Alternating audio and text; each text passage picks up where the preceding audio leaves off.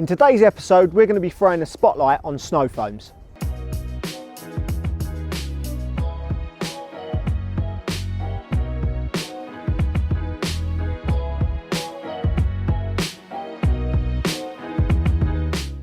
So there's a lot of misconceptions with snow foams in people thinking they're going to actually do more or achieve more by using one than what is actually the reality. A lot of people expect to spray snow foam on a grubby car like this, jet wash it off, and it's good to go like it's just been contact washed.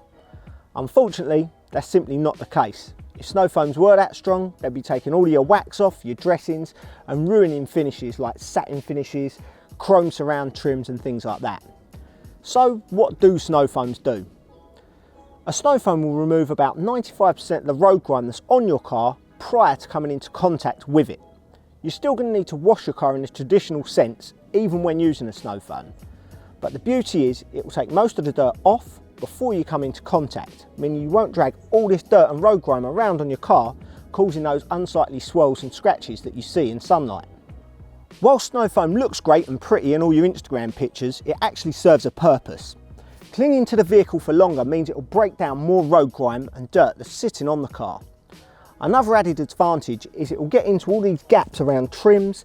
You can also do wheels, wheel arches and other areas like that to break down the bulk of the dirt before you have to come into contact with the car.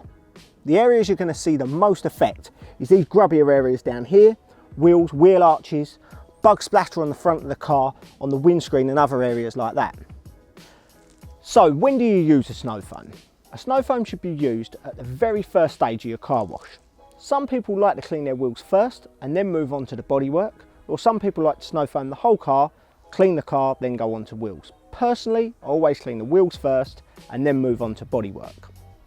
We get asked quite often, should we apply snow foam to a wet car or a dry car? The reality is it doesn't really matter. However, it's good practice to jet wash the car down first to remove any loose debris that you can, meaning there's less to interfere with a snow foam breaking down the dirt that's actually stuck to your car.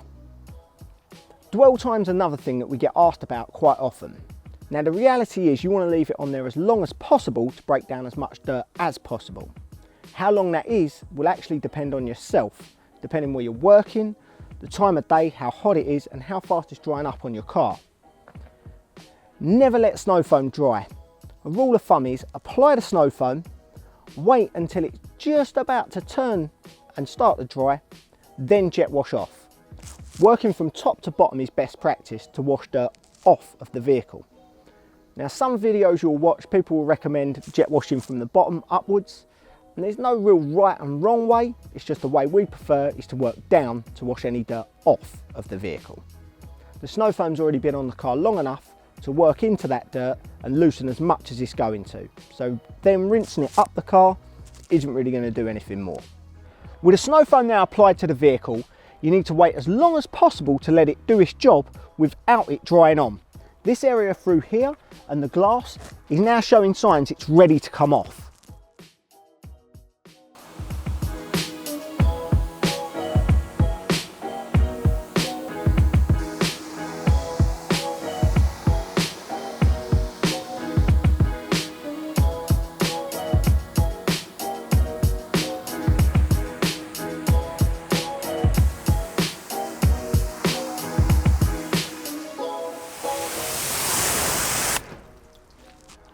And that's the snow foam stage completed.